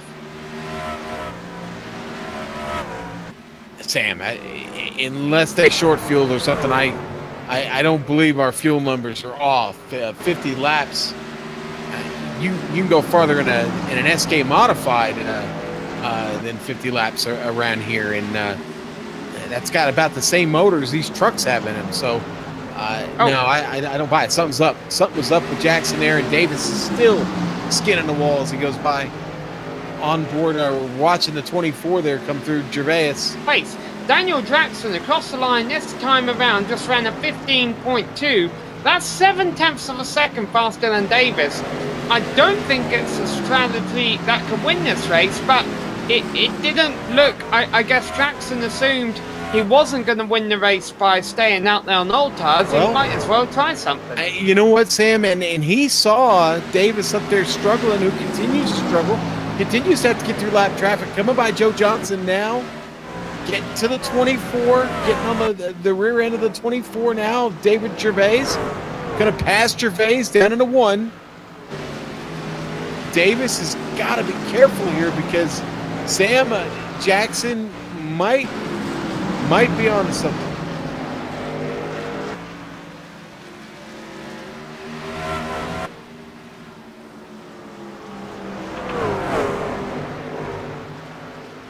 Looks like Danielson's truck finally slowed down a little bit. Oh, it just in front of Danielson. I say that. Gervais gets in the wall. Wow.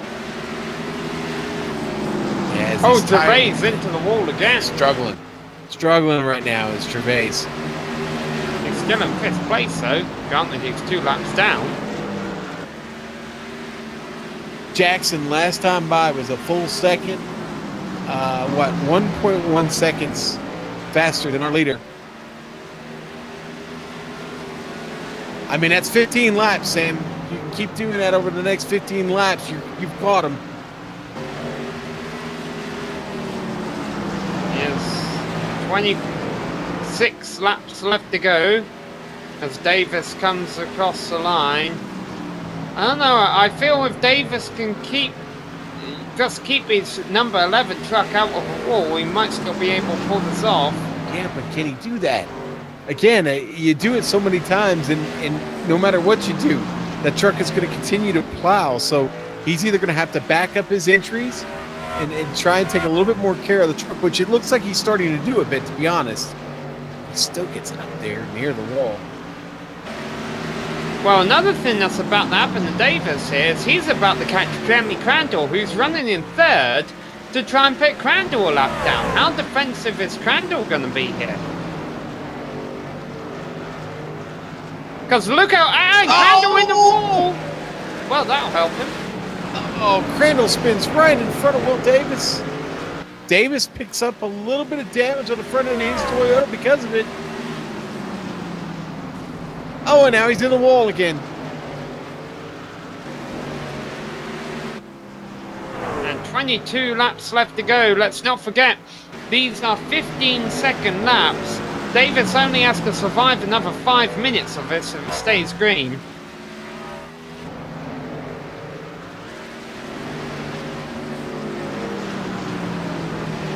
Yeah, Jackson's still on the opposite end of the track from him, really. So, chance of catching him, certainly might be able to catch him, but can he get all the way back around and pick up another lap? I don't think that's going to happen. Well, what will happen very shortly is Jackson will find himself battling Jeremy Crandall for 3rd position. Yep.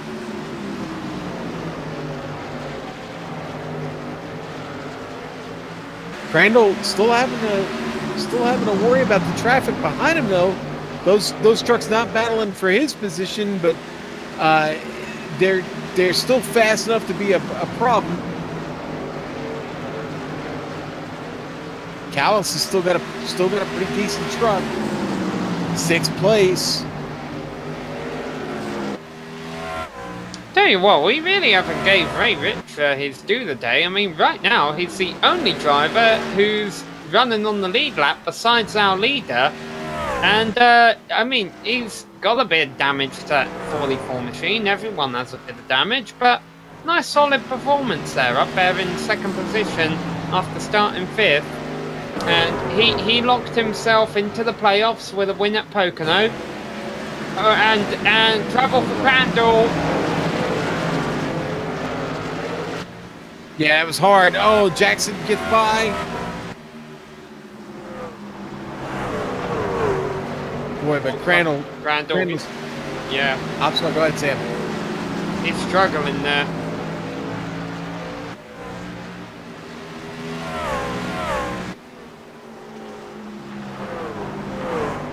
So that's 4th, 5th, and 6th place you see on track right there, nose to tail, but none of it's full position. They're all running on different laps.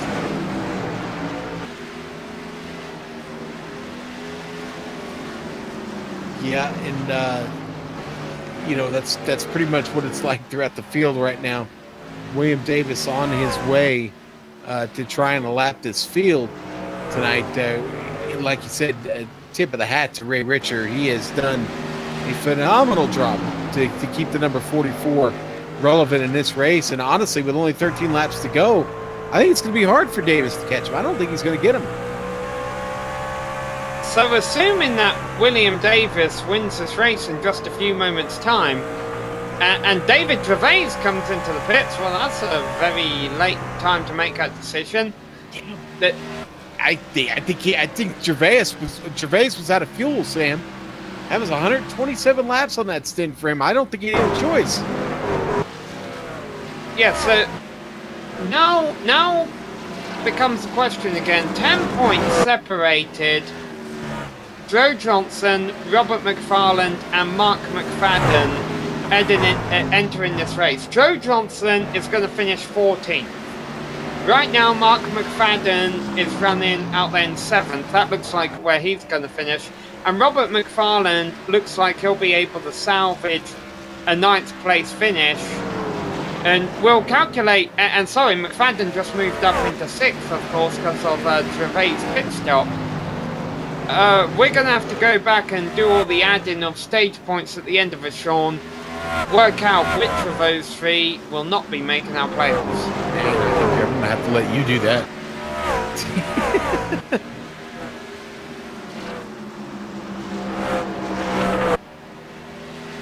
Boy, just behind our leader, you've got Danielson and Daniel Jackson. We know Jackson's a lap down. And the race is running away. We're getting ready to close up shop here. It's been a great, you know, Jackson had to take a chance, right? He had to do something.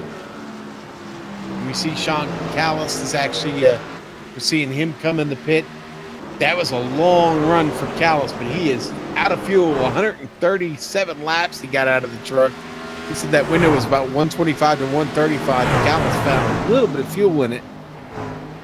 There could be a good battle for second shaping up if a closing rate is fast enough here, Sean, because Ray Richer is currently on the tail end of the lead lap, and Daniel Jackson has finally worked his way to the back of our leader. So I don't know who's going to finish on the lead lap and who's going to finish second. I didn't think our leader was going to catch Richer, but man, it's a little bit more every lap. And now here's Jackson. He's going to get to the inside. He's not going to catch Richer here, Sean. Jackson is. There will be a battle for second in the last lap here. I think you're right. 2 to go at the line. Well, 2 to go for Davis. Essentially 2.5 laps still to go for Richer and Jackson. And look at the closing speed Jackson has. White flag will be in the air behind them for Will Davis. Here they go, battling for second. 1.5 laps left to go for these two, and Jackson's got it. Yes, he does, Sam. Wow. So William Davis comes into turns 3 and 4. A bizarre strategy call in the middle of a race. It wasn't smooth sailing, but 2 in a row for William Davis. Oh, and Jackson is slow on the final lap. What's going on there? Ray Richer takes second back. And Ray Richer will get second. Mark Martin will have to sell for third. What happened there? I'm going to go back and see if there was a problem. I mean, it wasn't big fuel, Sean. I don't hit a couple moments ago. Unless he unless he short fueled it, I don't know. I'm watching the replay of it. He just pulled over and let him go. Oh no, he was out of fuel. He short filled it, Sam. He short filled it in that pit stop. I saw him. He was moving the wheel back and forth, right to left, just trying to get it to finish. He got it across the line, but he was out of fuel. Wow, So what an amazing conclusion. Davis wins ahead of Richard Jackson. We're going to take a quick break here because we got to do some maths. We're going to try and figure out who's made it into the playoffs and who hasn't between Joe Johnson, Robert McFarland and Mark McFadden. 2 of them have made it, 1 has not.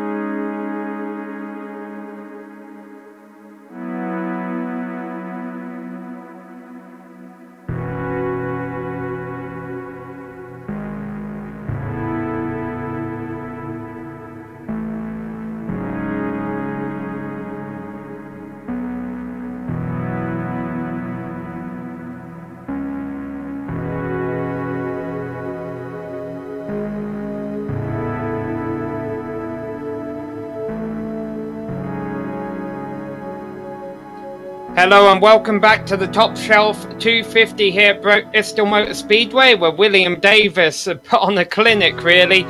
But we were doing some math here during the break. This is completely unofficial, but by my calculations, because we don't let Sean and Joe do math here on the GSRC, Joe Johnson didn't make it.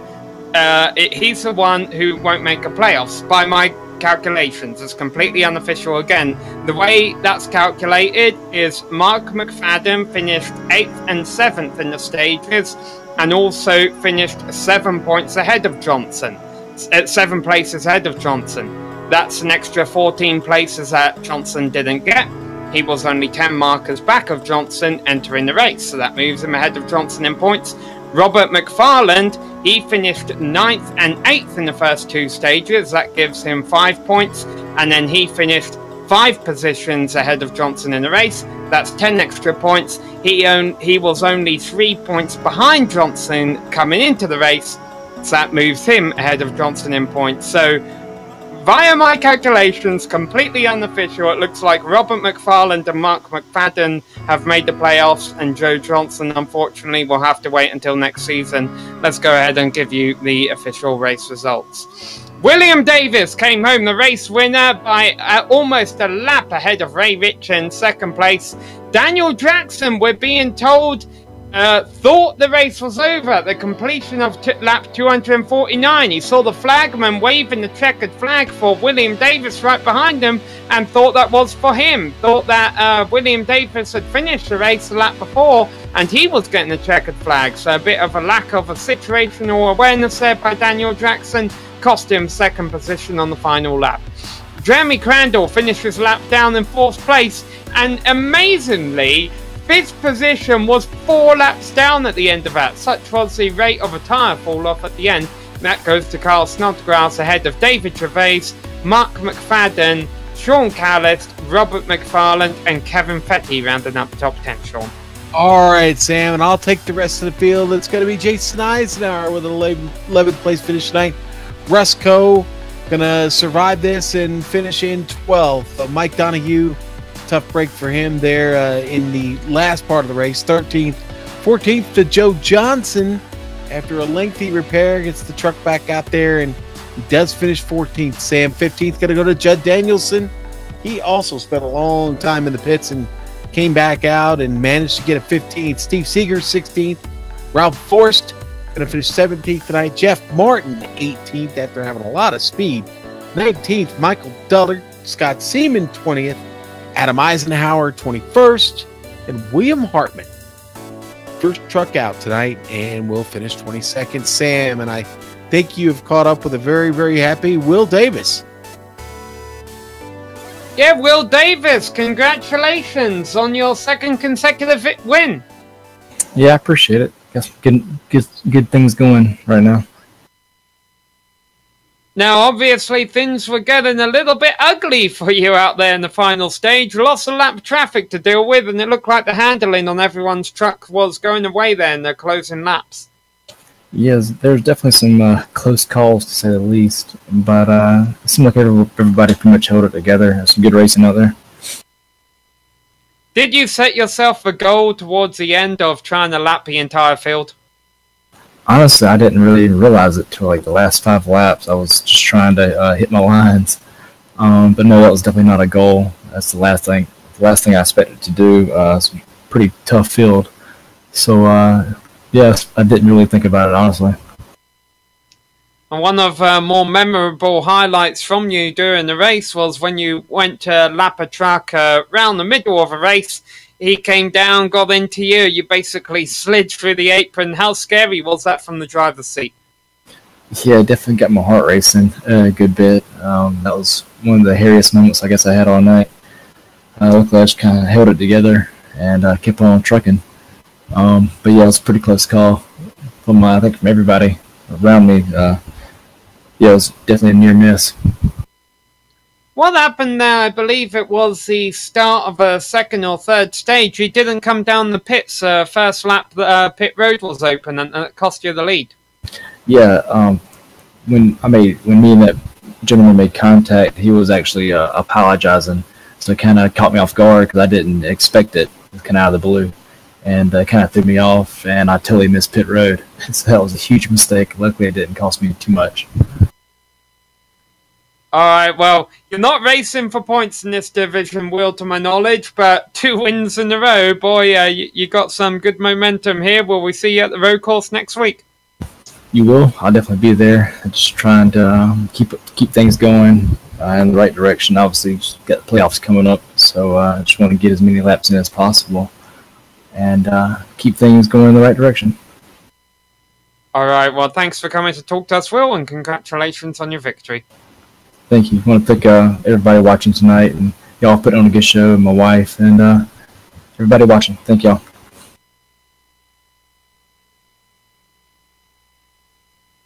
All right, Sam, and boy, I've caught up with Kyle Snodgrass. Kyle, you had to get through a lot of cars tonight to get to where you finished in the top 5. Congratulations after starting all the way back at 19th. Talk us a little bit through this race. Let's find out what the struggle was really like for you. Yeah, thanks on that. For the top 5, it's the best finish I've had so far. It's my 5th race of the year. Yeah, we just kind of wanted to run laps. We knew it was going to be a big wreck fest. Didn't expect it to end up with, 12, 13 cars left. But it was a lot of fun running. Trying the hardest thing was staying on the lead lap, honestly. Yeah. Yeah, Will Davis didn't make that easy on you guys, man. He was awful fast this evening, but you had a pretty fast car when it wasn't banged up.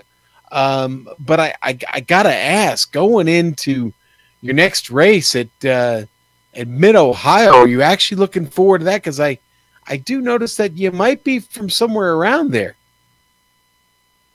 Yeah, I'm originally from Stowe, Ohio. It's near Akron, but right now I'm living in Lima, Ohio. You know, it's not too far, but I actually won't be running that race. This was my last race of the year. I'm not non-points, so. Well, we're sorry to hear that. So, but it was fun watching you get around this evening. Anybody you'd like to thank before we duck out with you, seeing this is going to be your last race of the year? Michael Snow, actually. He's the team owner for Snow Motorsports. He put it together. He got me the ride for my races I got. And actually, I want to apologize to the 11, too. I almost wrecked him coming to one of the stages, but I was trying to stay on that lead lap in those closing laps. Well, hey, thanks for taking a moment to talk with us. We will see you down the road. Our best to you, Kyle. Thank you. All right, and Sam is caught up with Ray Richer, our second place finisher tonight. Sam, take it away. Yeah, first off, congratulations, Ray. Got to imagine you're pleased that you finished on the lead lap as well. No question about that, Samuel. I'll tell you what, it was a battle to stay up front all night long. I mean, especially on those long runs, the tires faded pretty good, but as we started to arc it, kind of coming out of the corners, and I got a little trick that was given to me by William Hartman, and man, every lap seemed to work. It faded the tires down to the right front. Actually, at one point was 83%, but man, the truck just turned all night long. I can't argue with this run at all. Now, you're one of the drivers out there competing for points. You locked yourself into the playoffs a couple of rounds ago when you won at Pocono. The playoffs round 1, we go to Mosport, Las Vegas, and Talladega. After this recent momentum, how do you rate your chances of being able to advance out of that round? Slight correction there. It was at Eldora, actually, I won, but that's okay. I'm locked in. I'm very happy about that. In fact, my teammate, Robert McFarland, is locked in for this evening. I'm very happy about that with Savage Motorsports. Right now, this momentum, we're going to carry ourselves right into the first race of the playoffs, no question about it. Now, last year, we took Mosport, and I ended up finishing 3rd in the Domino's TYJ Racing League back in the day. And I'll tell you what, we've been practicing for this track and slowly getting better at it. The other thing we're noticing this year for the settings, it's going to be a little bit more slick. So we got to patience ourselves, and that's one of the biggest things you get to learn. I mean, it's just crazy that you want to get back in the throttle so much, but man, there's a lot of twists and turns here, especially that real sharp hairpin turn where you got to be down in first gear. So you really got to keep your head on your shoulders.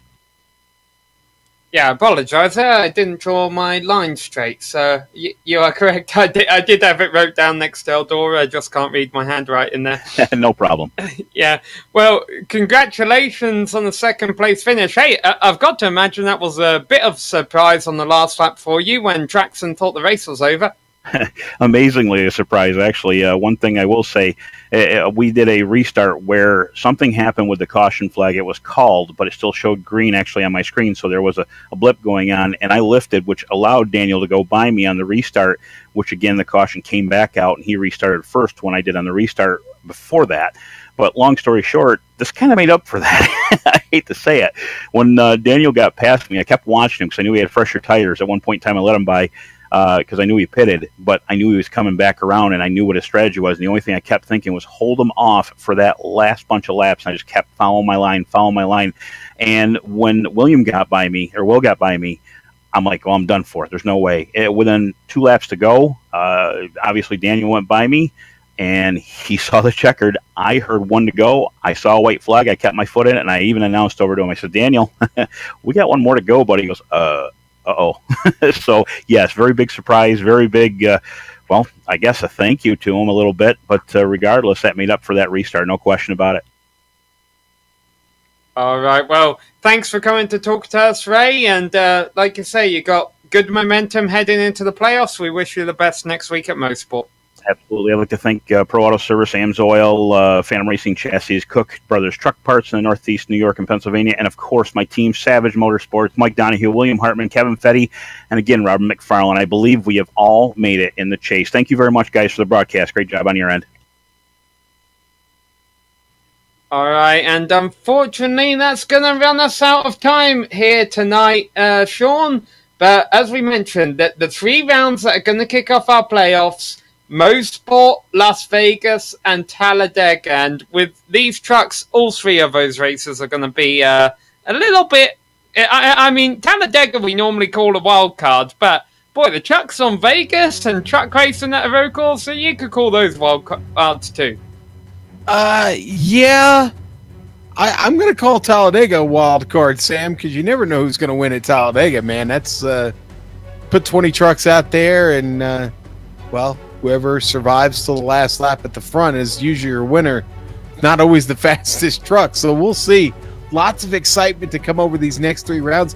It's the playoffs, baby. We have made the playoffs. Yes, we've made the playoffs, and it's time to get racing here in the Sim Speed Shop Truck Series. And tomorrow night, you get to see another set of SSCA drivers race and attempt to make the playoffs when the AdPro 360 Challenger Series takes the twists and turns of Mid-Ohio. But until then, we would like to thank all of the organisers and competitors in the Simulated Stock Car Association and the Sim Speed Shop Truck Series for coming out here tonight and putting on a wild show. We would also like to thank all of the companies that provide the software and hardware for our broadcasts, and you can see them all listed on your screen. Additional thanks goes out to Eric Ekholm and June Lalonde, who provide us with our great music. See the screen for how to get hold of more of their great work. Thanks to the team today, Sean, Joe, Dougie, and Jason Galvin, who was helping us out behind the scenes. If you'd like to find out more about GSRC, visit us at globalsimracingchannel.com. We're also on social media on Twitter at GSR Channel, Facebook at facebook.com/globalsimracingchannel, and Instagram at GSRC_gram. All of the upcoming races for our other series are listed on your screen, so check those out, mark them down on your calendar, and don't miss another second of exciting racing action. But until next time, race clean, race hard, and we'll see you on the track.